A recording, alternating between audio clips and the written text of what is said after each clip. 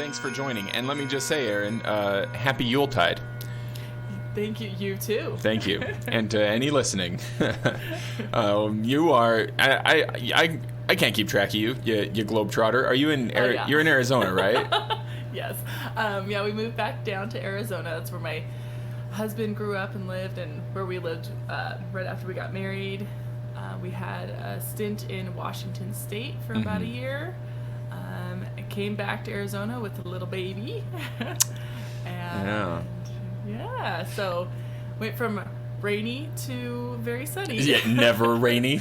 We like the polar opposites. Yeah, living in worlds of extremes, right? Yes.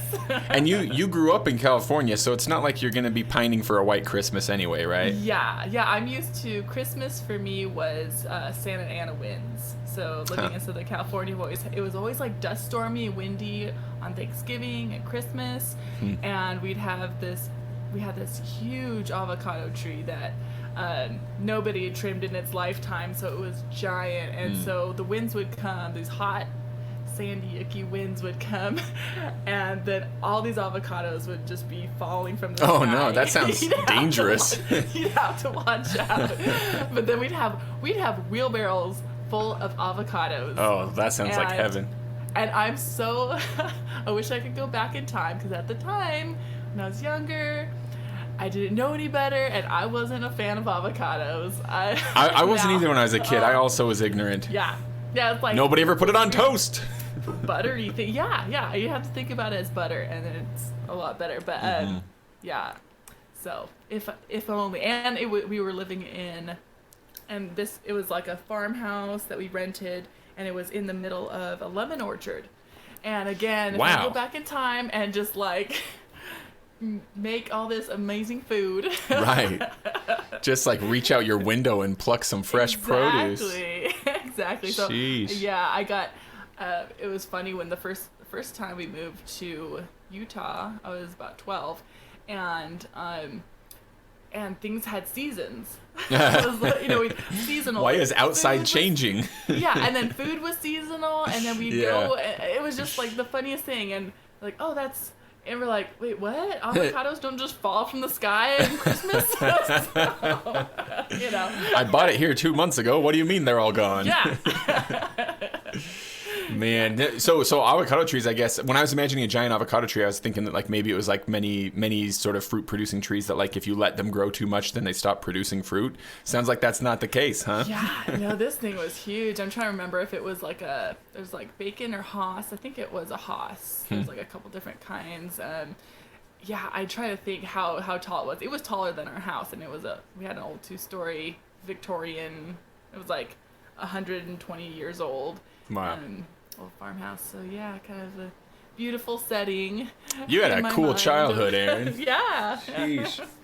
So with Arizona being the place now, I mean, like, this 'tis the season after all, so like, I think sort of like the popular image for Christmassy time, right, is like snow falling and stuff like that, but that's not your experience as a child, certainly, and certainly not your experience now either. And I mean, aside from dodging avocados, any unique or cool Christmassy traditions that you carried on from your childhood that you have now? You've got a little kid. Anything you're doing like that?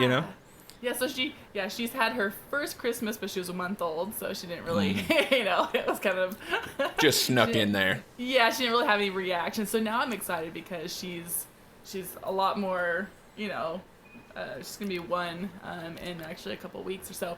So I'm really excited because this is gonna be a fun one. Yeah. So, but let's see. I think we'd have every Christmas Eve, right before we went to bed, we'd open one present, and of course it was pajamas. And so yes, classic. Yeah. That was our like socks or pajamas kind of thing. And then Christmas morning. So growing up, my dad would always make breakfast. He's like the breakfast guy. That's what he cooked. And was it like you can't open presents until after breakfast, or was it like go crazy on the presents and then go have breakfast? So it was the presents first, go crazy on the presents, and then eat. But I kind of, it was years and years. It was like probably my last years at home, before getting married and everything, that I was like, you know what? Can we change something? Can we have breakfast first? You start getting more, yeah. And then we're just like rummaging through our stockings, right? And trying to find breakfast there with chocolate. Yeah. And by the time breakfast comes, you're kind of full and kind of sick. Yeah, the day is kind of a bust at that point. Yeah, it's like, I'm just starving. And so we did it once, and everyone's like, oh, that was so good. Why didn't we do this before? This is better. This is so much better. As a kid, I can see, who cares about breakfast? I want my toys. Well, and aside from that, stocking breakfast, that's the best. We'd have an orange in there. That would be okay. Healthy. Nod to health. Okay. But the rest would be just chocolate. Yeah. Well, and how many of you actually took the trouble to peel and eat an orange, right? That got saved for that was weeks later. Yeah. That's true. That's awesome. Was it like a crack of dawn kind of thing when you were a kid? Was there a limit to how early you could get your parents up? Well, we would have to get dressed, make our bed. So it wouldn't be the pajama thing. We'd have to dress up because we would video it. Oh, yeah, we'd have sure. the camcorder out and video, and us walking down the stairs or wherever, and then coming to the tree. Yeah. And so it typically, it was early, but it wasn't us kids weren't just like, Mom and Dad, wake up. They were usually awake, and then getting everything ready, and then get dressed, make your bed, brush your hair. So had to get camera ready. Yeah. Wait till the sun came up too, get that nice diffused light through the windows, right? So yeah, look good. Yeah. But us kids would be up. I'd be up going just waiting. Yeah, just going nuts. Yeah. Did you share rooms with your siblings so you had somebody else to go crazy with, or did you just have to sit in solitude? Yeah, we usually shared. It was typically us girls. There was 3 of us girls, and then our older brother. And so. Oh yeah, the volleyball star. Yeah. Yeah. And so a lot of times Casey, my brother, he'd be the one that would hey girl, he'd come in and he'd shake our beds and go, earthquake. That was our thing in California. Yeah, I was gonna say it's a bit like shouting fire in a crowded theater in California. Yeah. So he was actually, I remember multiple times where he was the first one up and he was excited and we're like, oh what? Oh, okay. And he'd wake us up, earthquake. That's fun. Well, what about your husband? Does he have similar traditions? Are you both discovering new things and kind of making a new meld of the two sets of traditions, or? Yeah, kind of mixing them. Trying to think. He's a lizard scientist, right? Yes, he is. Cool job. Yeah, so he for a living he takes care of lizards and reptiles, snakes, some insects, invertebrates. I don't know all the names for them. Yeah, let's get some Latin out of the old trunk here. Amphibians, and he likes to correct everybody on whenever there's a TV show when someone says, snakes are poisonous. He's like, ugh, they're venomous. Actually. If you bite something, then the distinction. It's poisonous. Yes, I see. It bites you. It's venomous. So every time somebody says something like that, I look at him. I just go, whoop, and he's like, So the destination on his path was long? Was he a dinosaur kid? Was this bound to happen? Oh yeah, he would go out and collect ants and had ant farms, and then he would I was always curious about critters and bugs, and then he was kind of a quiet kid, but then he liked the reaction. He says that he would, if he'd have something crazy or funny, some crazy a scary animal, bug or snake or something in his hands, that he would get this cool reaction. People would go, oh cool, and then he could have conversation about, oh yeah, isn't this cool? I'm cool. A segue to gotcha. Yeah, and he doesn't like to scare people with it, hey, look at this. And see, that's where I thought you were going. I thought that was the reaction he would enjoy as a child, be one of those terrible, annoying kids who'd run into the classroom with a snake and be thrusting it in people's faces and stuff. No, because he likes the critters and he wants people to like them. So he's like, I don't like to do that because then it turns them off to it, and then they're like, oh. He's like, no, look how cool they are. Mm-hmm. You know, let's get rid of the stereotype. And so he's a good advocate for, is that the word? Yeah, that's the word. Yeah. Yeah, he's... Yeah. For lesser loved creatures.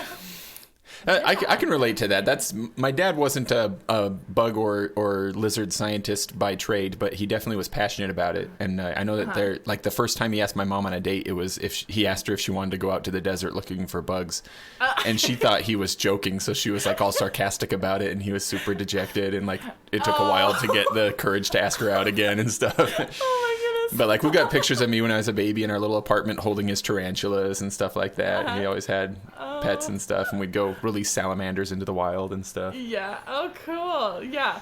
Yeah. He likes to go out and see when the snakes come out. So there's like certain times of day or after rain or something like that where you go herping. It's called. And so herping.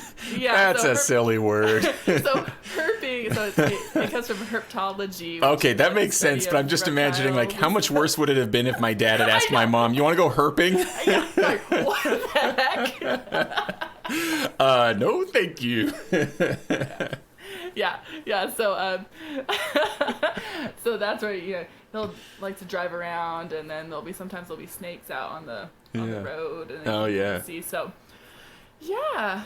Has he ever been around when the Mormon crickets do their circadian rhythm and come out in Utah and cover the roads? I don't think that's so. an experience. I don't think he's been up there that much. So wow. Well, maybe someday. Well, this, of course, is the topic of the podcast today is your husband and bugs and lizards. And so bugs. Let's carry on with Merry Christmas. No, yeah, but yeah, Christmassy stuff. Like, what about like dinner before? Is there anything that you're pulling in from your husband's side, or is it just you get to run the show at this point? Yeah, so we usually get together with his family. His family's mostly all still here in Arizona. Yeah, a bunch of Arizonians. And, yeah, they're like old pioneer stock, and so we usually get together for like Christmas Eve, kind of a Christmas Eve dinner thing. And I think the last one that we had together before we moved, we did like Mexican food, which is like my favorite. Oh, awesome! Favorite. I would love to have that tradition. That Jeez. was good. I like that. Forget tradition. the ham. Yeah, get some tacos in there. That's way better. Exactly.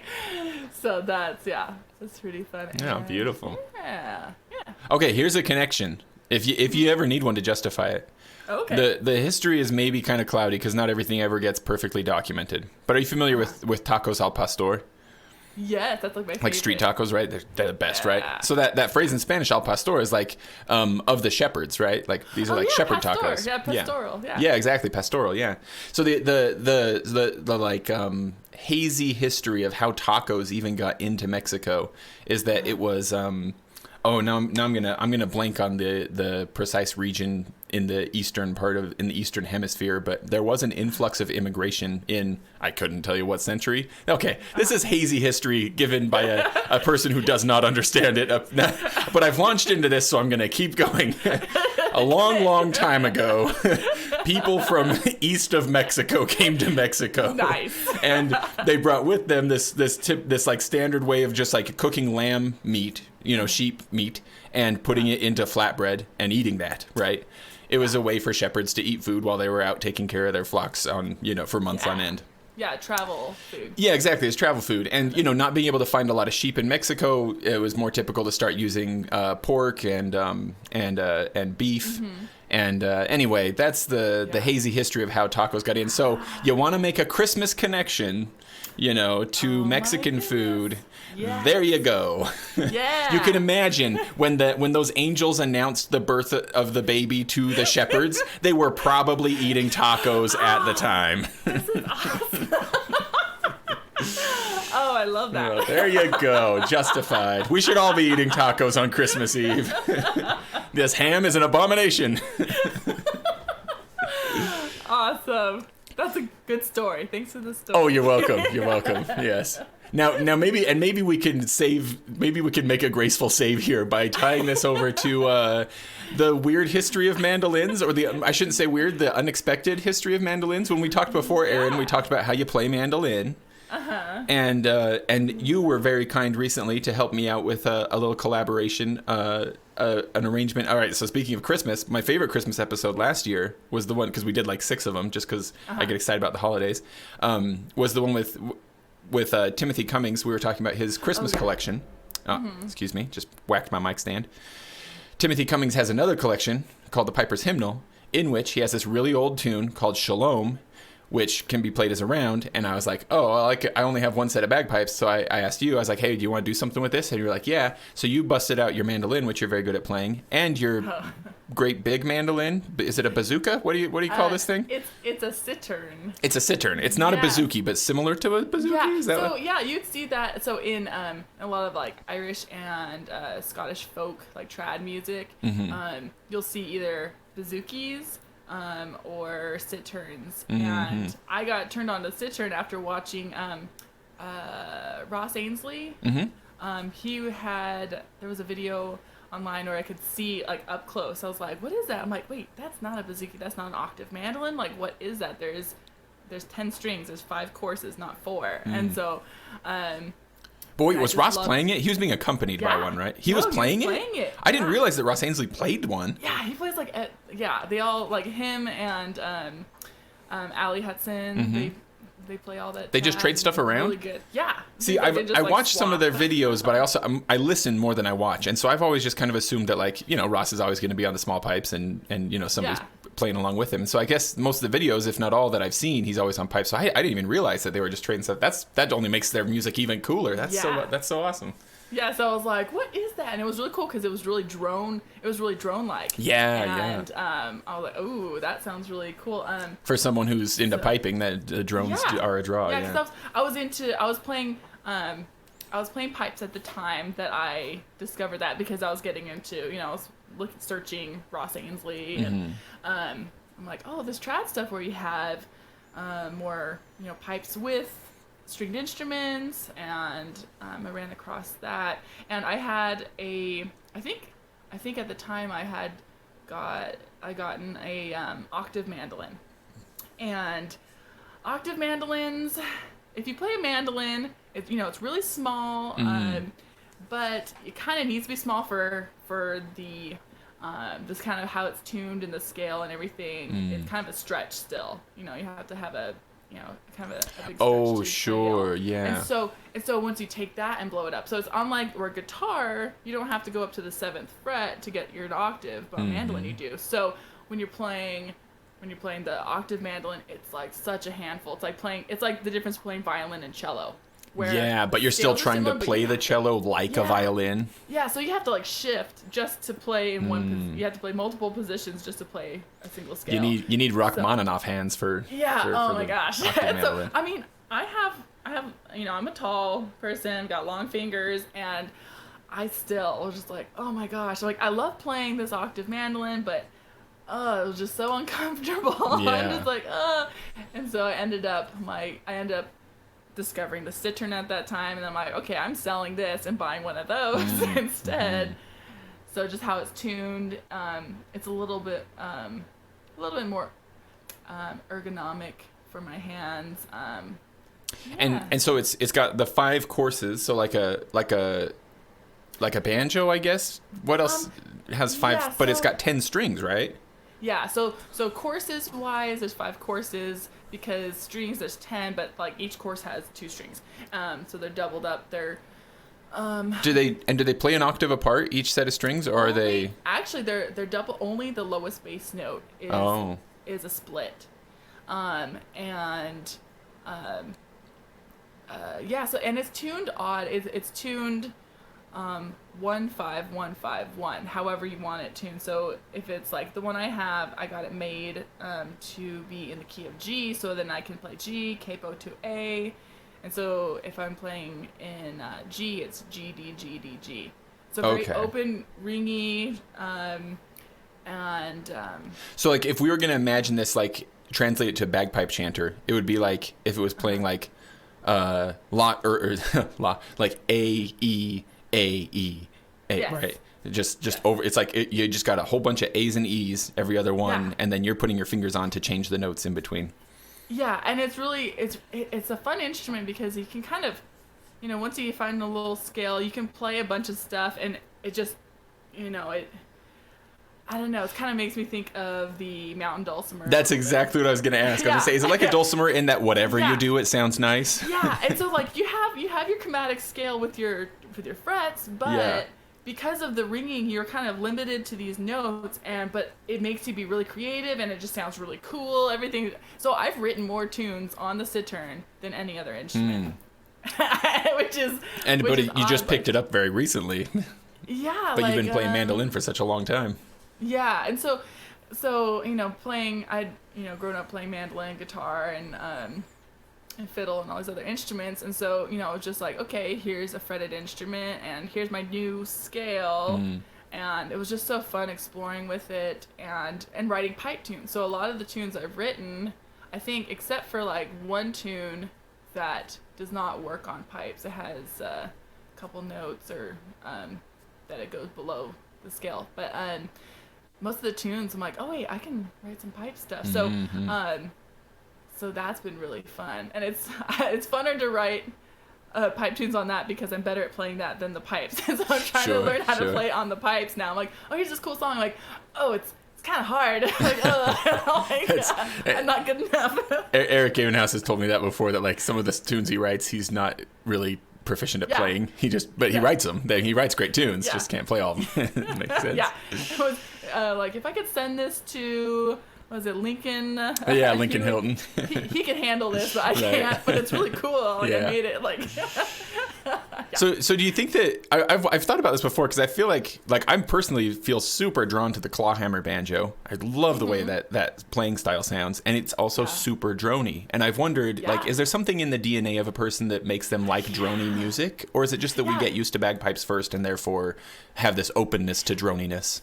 Exactly. Well, like, I know as I've been looking into like the history of these instruments, like the cittern, mandolin, and even like bagpipes, it seems like a lot of that older music just happens to be that. Maybe it's because the scale was limited, there's only a few strings or something like that. I don't know, but like it seems like that older stuff has that. So it's like even before just like listening to Scottish bagpiping, I don't know. It's like, I don't know. If I'd known, I'd have done a little research and figured out who it was. But I know that I've come across like a supposed quote, at least from like somebody significant in Roman history. I want to say Caesar, but like of course I do, right? Probably wasn't Caesar. Who was it who did those? Who was it who did those? The meditations. It was it Marcus Aurelius? Oh, I don't know. It was somebody anyway. So once again, let me just give you a real great history lesson here. Yeah. There was some person from a long time ago near the Mediterranean Sea who was supposedly quoted as having said something about like how great it was to add an additional pipe, right? Because like when they in these old like Roman documents, when they refer to pipe playing, sometimes you hear them talk about playing on the pipes, and then separately talk about playing on the pipes with a bag, right? And the idea was, and somebody was talking about what a great idea it was to add an additional pipe to the bag so that you never had to deal with the unpleasantness of the music ceasing. So it was like the pop culture of the time valued continuous nonstop sound from the musician. You know what I mean? Yeah. Like that was the popular music at the time. And so I wonder, is it just like, because like I've tried playing bagpipes with other types of musicians, and sometimes folks who are used to more standard modern Western music have a really hard time getting around the drone. Because it's like, how do I do a chord change if you're still playing this one note? And it's like, to some degree, you have to ignore it, You just do it anyway. Yeah, and then arranging. Like I'm so used to like going, okay, and then you play a break, and then I play a break, break, and then go, wait, you have to keep going. Okay, wait. It's different. Yeah. Yeah. So I don't know, but I do wonder. Like I'm thinking like that style, whatever the bouzouki stuff, the the cittern stuff, the maybe even like hurdy-gurdies and their predecessors, and bagpipes. Altogether, maybe they're all coming out of this tradition, maybe even pipe organ music. I don't know. Maybe it's all coming from this like preference for continuous sound, like that was considered a virtue. So it makes sense that the evolution of like popular music goes to guitar, like electric guitars and amps, and just like Yeah, we don't want that. The sound, yeah, we don't right? want it to stop. Maybe there's something in human nature there. Huh? Yeah, and I'm thinking like also like chanting music as well, like old. Yeah, I mean, I'm sure there's something. I don't know if like Gregorian chant and before that. It's just, I mean, there is the physical like response whenever with bagpipes you can just like it like resonates in your body. Like it does, sound. yeah. And I don't know, it's just enchanting. It's just like maybe, I mean, it really is like the first time I really listened to a Pibrook was it was a Gordon Duncan. It was on one of his albums, and I can't remember which one it was.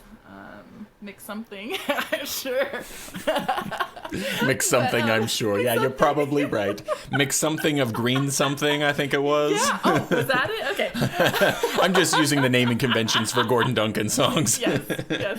Anyway, so like first I was like, okay, I'll check it out. And at first it was a little confusing. I'm trying to like listen to it, so I'm like closing my eyes, trying to like follow it, and it was just like. It like got me into the zone. I was just relaxed, and I know people talk about whether they hate or love Pibrook. Yeah. And I feel like it's almost like medicinal. Oh yeah. I don't know to say, but it's not just for like pleasure. It's actually it's supposed to. I feel like it's supposed to take you somewhere, and if you're not into that, then it's not really. You got to be a willing participant, right? Yeah. It's just like it's enjoyed by. Kind of being in a meditative, like calm state. I don't know. That for me, that's how it is. That makes sense. Have you ever watched whirling dervishes do their thing?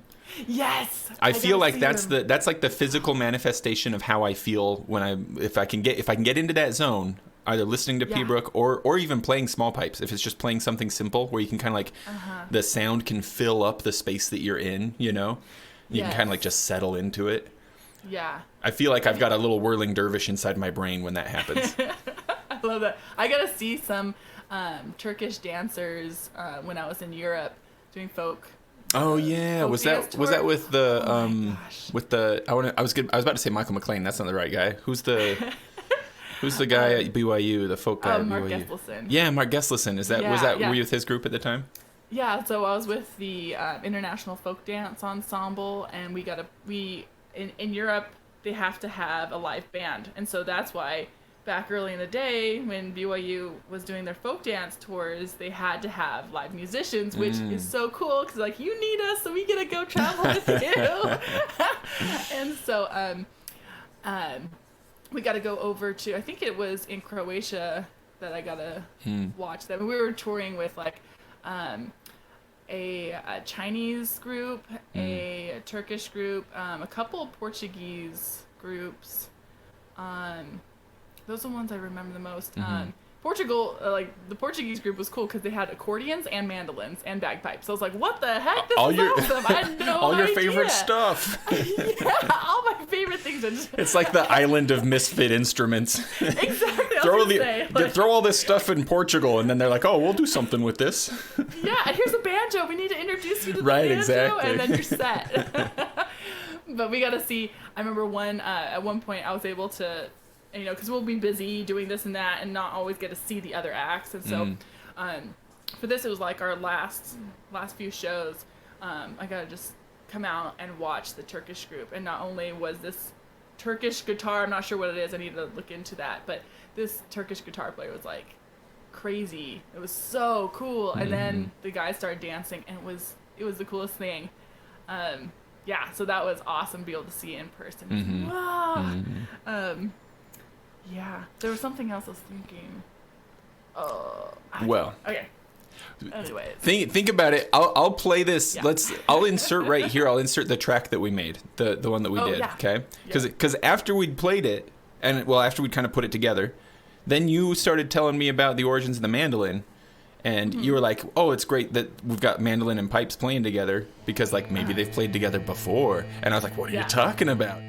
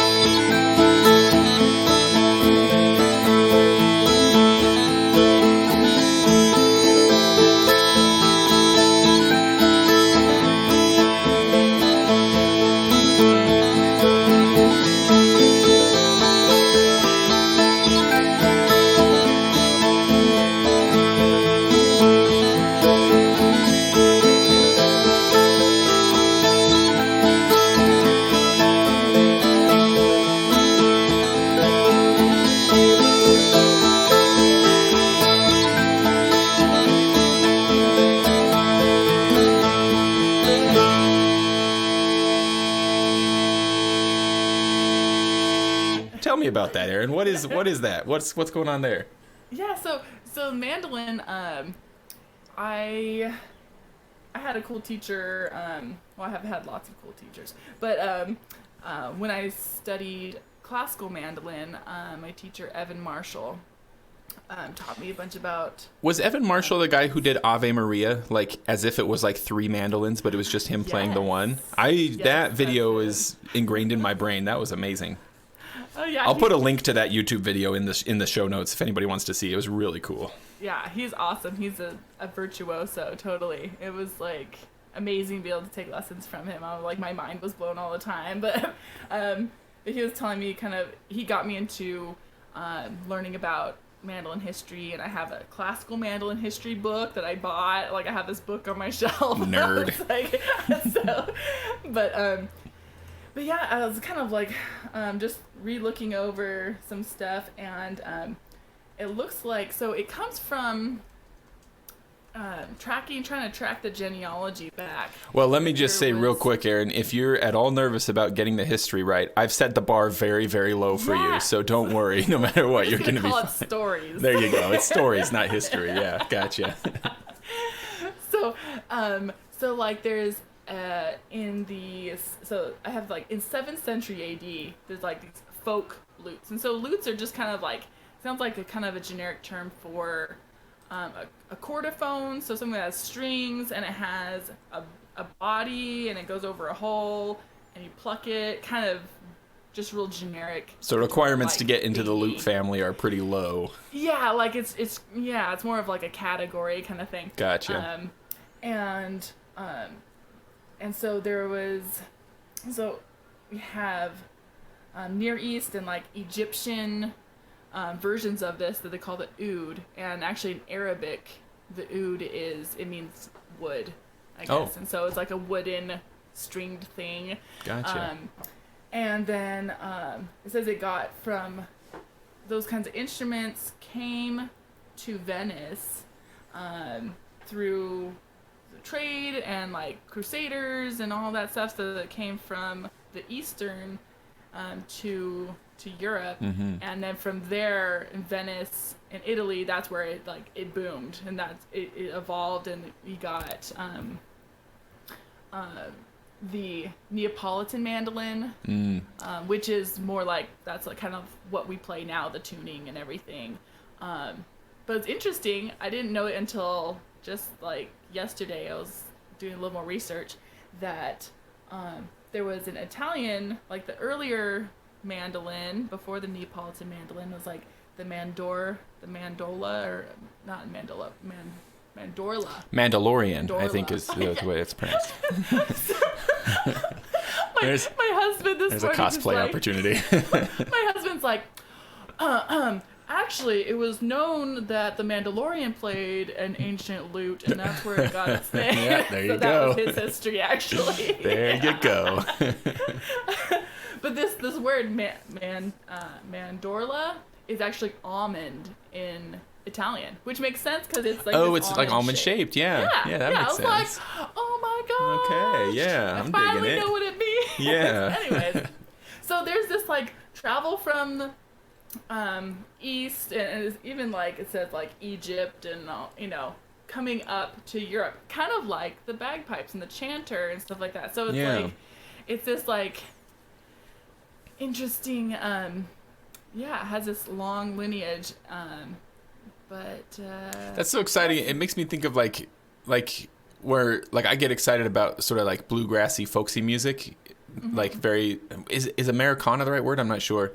Like the idea of a transatlantic crossing of music, not just of people, gets me real excited, and thinking about like Appalachia and where like, oh, this is European music, but it like becomes American music, and like how interesting that all is. I'm just thinking like, well, that's not the first time music has moved across the globe, and so it's exciting to think about this like this other movement from the Eastern Hemisphere into Europe that happened long before that, Yeah, and with the cittern, it's kind of a similar thing, and I learned that cittern is again more of a category, and that kind of came across from like Greece, and I mean the bouzouki is also Greek, and that's played heavily in Ireland. Easily the funnest of all of these instruments to say. I know. I'm like, Bazik, what are you talking about? Some firepower? Right, it's like this awesome late 80s action movie where Arnold Schwarzenegger had a bazooki. Yeah. Going to the airport, if they ask you what's in the, say, some lute instrument. Yeah, don't say it's a bazooki. Speaking of which, I don't know if anybody else will have had a similar experience, but I have traveled with my small pipes several times just for fun. Like if I'm going on a work trip, I'll take my small pipes and just so I can play them in the hotel or something, Yeah. Not in the hotel. I did that once at a park near the hotel. Usually is what ends up happening. But I've never made it through airport security. Like it just looks too suspicious.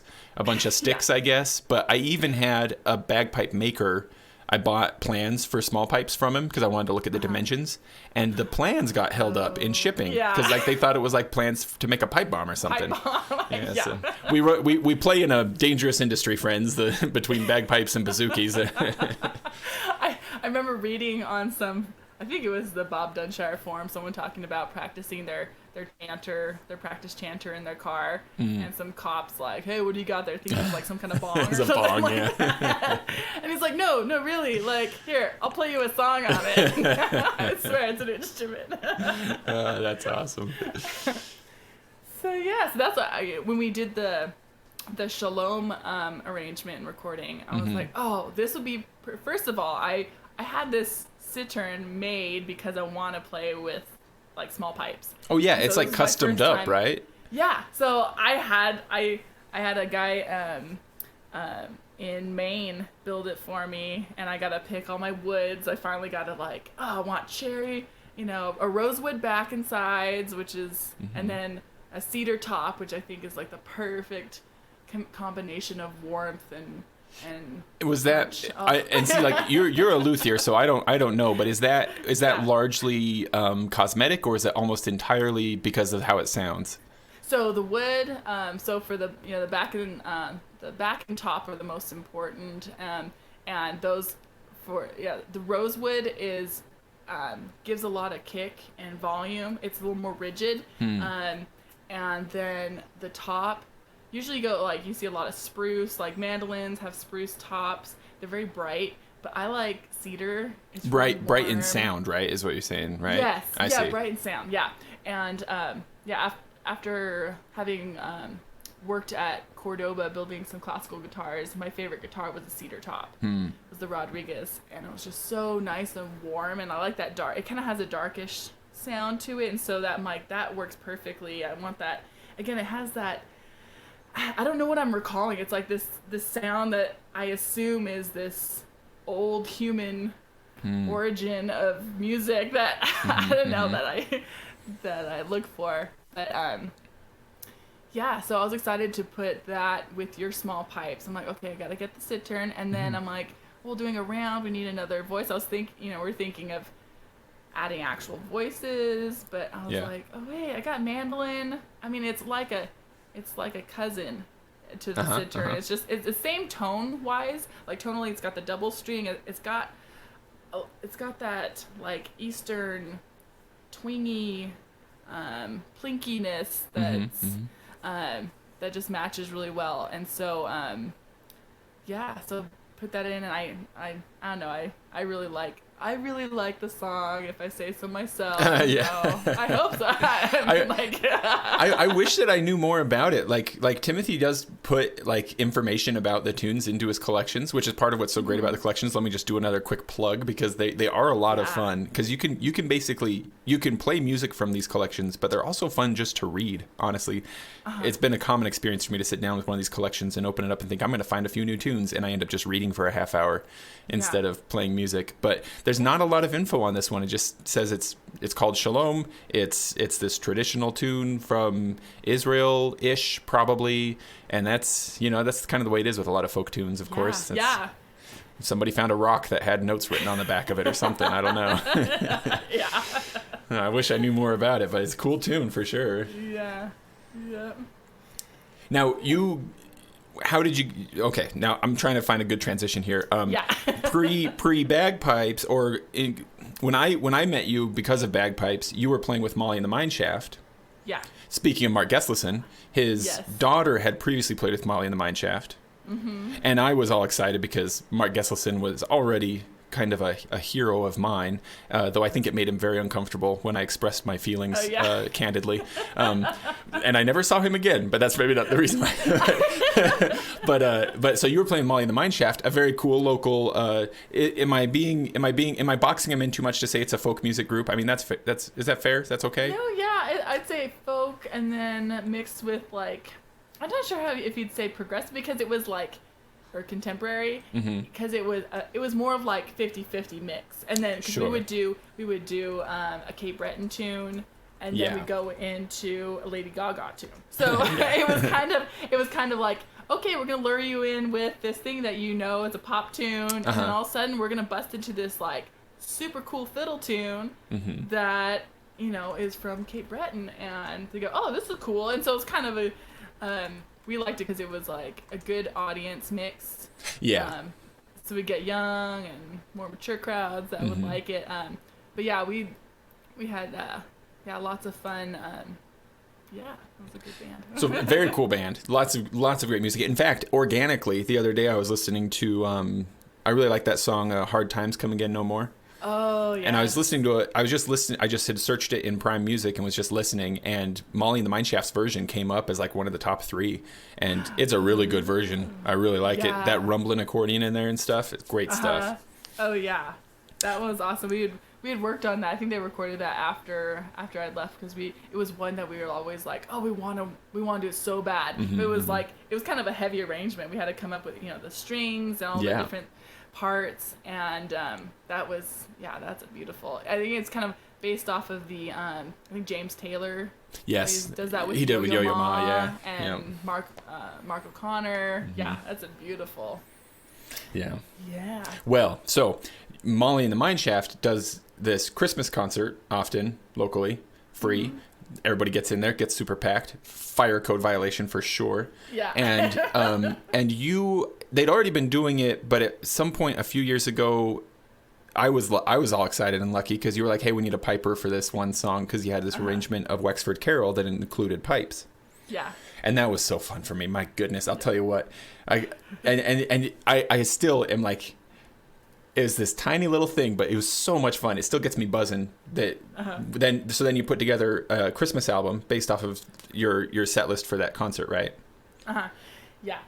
And I got to come and record with you. It was pretty cool for me. That was so fun. Very I love exciting. it. We were trying to come up with tunes, and we were going through, and we're like, oh yeah, Wexford Carol. I'm like, and I'm trying to remember where, because I was trying to pitch bagpipe kind of stuff. I'm like, oh, here we could put a bagpipe in here somewhere, and can't remember exactly how it came about, but yeah, I was able to get a tune that had bagpipes in it that we would play because I was a super fan, and they were kind of like, bagpipes, Erin, like, what are you doing? Like, trust me, guys, go along with me on this. Yeah, exactly. Give me this one thing. Because it was between Wexford Carol and actually a tune that as I was listening to the Timothy Cummings episode, he talks about. It's the I can't remember now. It's like the lullaby. It's like a Christ child lullaby or some. I'm trying to think of it. Was it Balu Lamy or? He's got so many German and like Latin titles in there that I have a hard time remembering what the first line title is. In English. Yeah. Well, there's a plug for the old episode. I'm not sure. Maybe I'll republish those episodes into leading up to this one. If not, though, definitely worth checking out. It would have been near Christmas last year in the back catalog. Great. And so as I was listening to him, I'm like, oh, that was that tune I found. I was just like on YouTube, kind of looking up stuff, and I found that one unknown name too. Yeah. And it had lyrics. It had it in like Gaelic and in English, and then it had pipes. And I was like, oh, this is so cool. But I think it was a little too out there for Molly. It was just like, it was beautiful, but I think Wexford was that familiarity. We needed some little familiarity. Yeah. And we're able to put pipes in, and they're like, okay, we're like, Erin, you can play pipes? I'm like, I know someone who can though. Yeah. I was not into. If I remember right, you had somebody from up at Wasatch come and play it a year or two, right? And then I got to step in and play it once or twice. Then I had a face surgery, and so I couldn't play a year. And I think didn't you end up playing it eventually? I played the one that you're like, oh, I can't do it. Because my face was wired shut. Your face was wired shut. Well, my mouth can't open. Yeah. So we had you record, and so that's on the album. And then the concert came up, and I'm sure I tried to have other people do it because I hadn't had a lot of experience playing solo and in 440 and yeah, that's true. Being steady because I was still a youngin on the pipes. I mean, still today, well, aren't we all? Aren't we all? All of us except Russ Ainsley, we're all youngins. Yeah.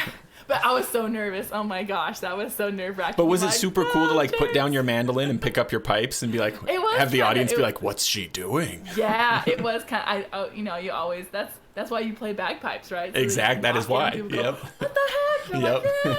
Like, that is the main reason. Yeah, it was pretty fun, and I was glad that the performance went well. It went pretty well, with how well I could do it.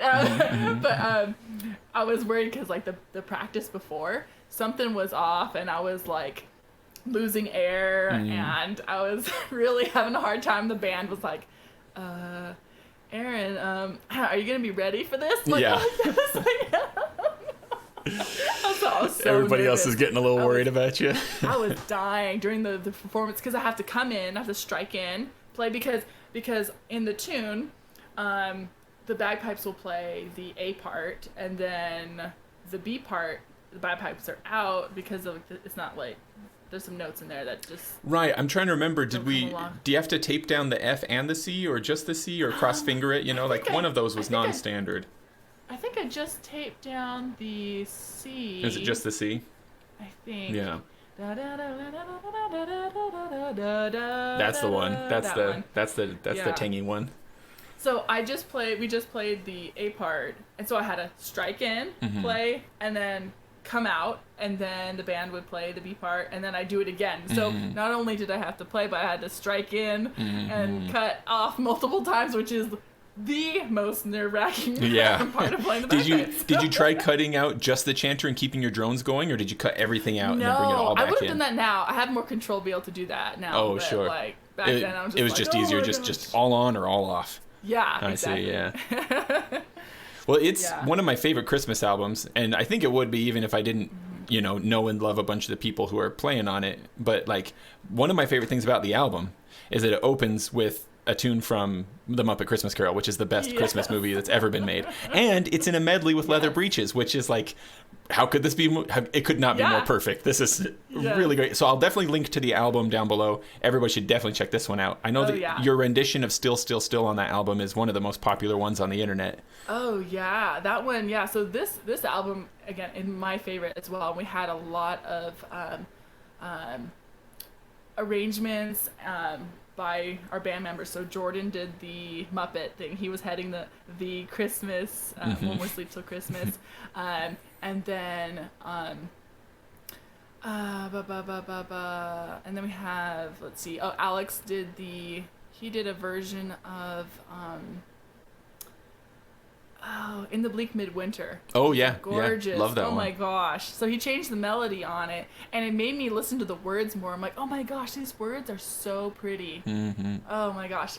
And then Scott Monson, I think he arranged Still, Still, Still, and it was like full on. I mean, he does like music score and everything. Yeah, Scott is like, he plays a lot of cajon with Molly, and he does now with Grizzly Goat as well. But it's like, I don't want this to sound negative in any way, because like I play cajon sometimes, so I'm not bagging on cajon players, but sometimes it's like the cajon is played by the person who doesn't like read music.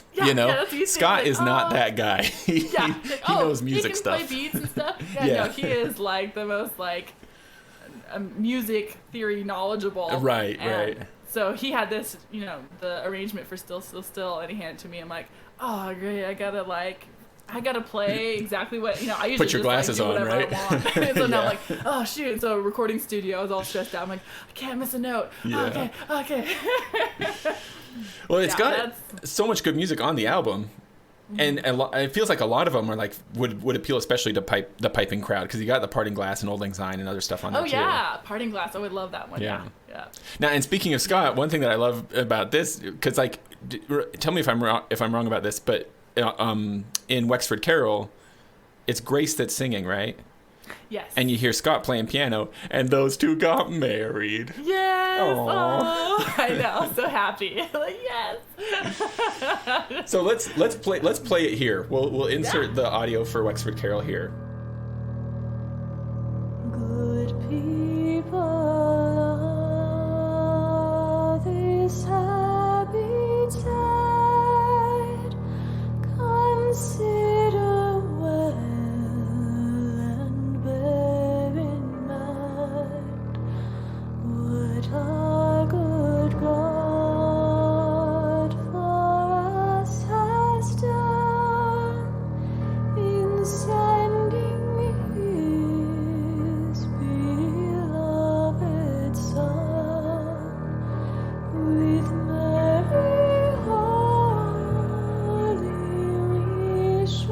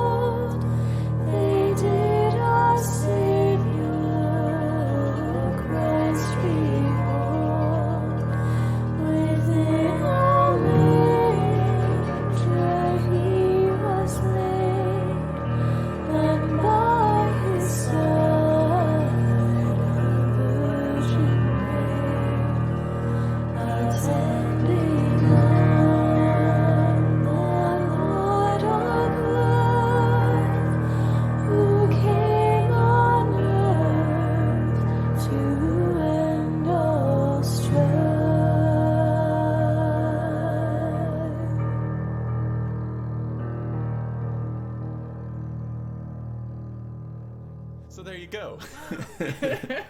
So what do you have any fun info for me about Wexford Carol, like the song itself? Yes. Yeah, so looking it up, I didn't know that it's like one of the oldest carols from like in Ireland and Europe. I did not know that. And let's see. Is Wexford a place in Ireland? Yeah, so the Wexford is county, Wexford County, Wexford, and it's also known.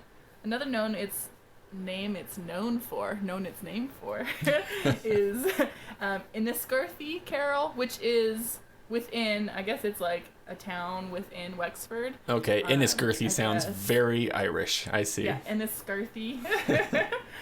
And so it was like a 12th century tune that they had, I guess, two guys were known for transcribing it, and they're not sure exactly like. Oh, were they like some of those tune collectors that were like traveling around the British Isles for a while? Yeah. So there's one guy who was an organist and like a music director for a cathedral, and I think it's Flood is his name, and so he had collected that, and then it got published in like the 1920s. But then there's another guy as a bishop, and he had put together like a collection of tunes, and that was like in the 1600s, and so I'm not sure. I'm guessing the bishop guy found it first, right? Yeah, he was first to the treasure. And he has his collection was like the Kilmore carols, but those were the two, I guess, most popular collected collections. Those are kind of our modern sources, as it were. Yeah. But they were transcribing it; they weren't writing it, so it was like like folk music around there already. Exactly, which is cool. It's like somebody just sang it to them. I think it's so cool. So I've always been fascinated by that. These people who would like go around and I assume just like go out to the women working in the fields in the outer Hebrides or something and be like, sing me your songs, and they just sit there and like write them as they sing them in a notebook, Yeah. Oh, here's the cool. So there's a movie. So I guess the study would be ethnomusicology. I think is that. I took a class at BYU about. The teacher was an ethnomusicologist, I guess. Okay, so now when your husband starts pulling out those big biology terms, you'd be like, I've got big words too. Yeah. Oh yeah. But another little tidbit. So if you have seen, there's a Disney movie, an old Disney movie with I can't remember her name. Oh gosh, she's on. Parent Trap, the old Parent Trap. Oh, okay. Yep. Haley Mills. Haley Mills, that's her name. There's another Disney movie with Haley Mills, a little older, and it's called Moon Spinners. And they're in Greece, and it's her, and she's the niece of this lady who's an ethnomusicologist, and she's recording these ladies singing these Greek folk tunes. And so in the movie you're watching her, and she's got a little recording device, and she's recording them singing, and it's just like romantic adventure thriller kind of movie. It's actually pretty fun, but in there she's recording these folk people, these townspeople singing these folk tunes. So anyways, I'm Wikipediaing it right now. Yeah, Moon Spinners, and I think it might be on Disney Plus or something.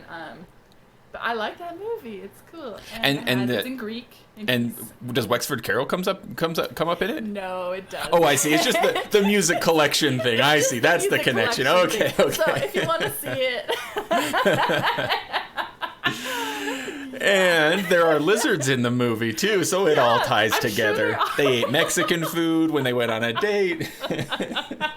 This episode will be adventures in I don't know, in random thought. Right, yeah. That's kind of the modus operandi around here anyway, so. And you'll never know. Here's the thing. You'll never know what we're going to say, so you can't miss it. That's right. Miss out. You got to listen to it because if you want to know what happens in this episode, you'll just have to listen. Exactly. Yeah. Now, with Wexford Carol, do you remember is there do you remember the first time you heard it, or is there a version of it that in your mind is like the definitive version? Like this is the original, at least in your personal experience. You know what I mean? Yeah, I'm trying to think if I had heard. I think maybe the first like arrangement of it that was like a cool arrangement was, I think, didn't Alison Krauss do this one? I feel like probably because like Christmas music was a big thing, right? Maybe. I think she did, and it's probably with Yo-Yo Ma. Yo-Yo Ma plays with everybody, I think that was the first like arrangement that was like, wow, that's really really pretty, and kind of going that drone factor. I think probably. Sure, yeah. But before that, I'd heard it probably on guitar. Growing up, we had this Christmas guitar CD that we play every Christmas when we go down and open our presents, which I love. Oh, that's fun. That CD. I need to like re-find it again. But I'd heard it just instrumentally, but not with the words until later. But I always loved this tune, and like In the Bleak Midwinter. Yeah. Some of my favorite like Christmas tunes that you don't hear often, more obscure, but just really beautiful. Yeah. I feel like personally, like Christmas music is a lot of kind of what I guess you could call more traditional Christmas music is kind of really new to me.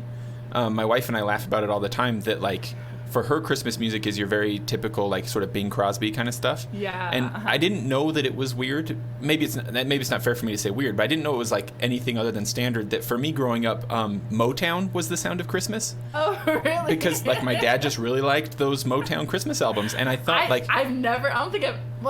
I guess You Better Watch Out. Sure, Jackson 5 did. Right? Yep. Yeah. Yep. Jackson 5 did. James Brown though also did some Christmassy stuff.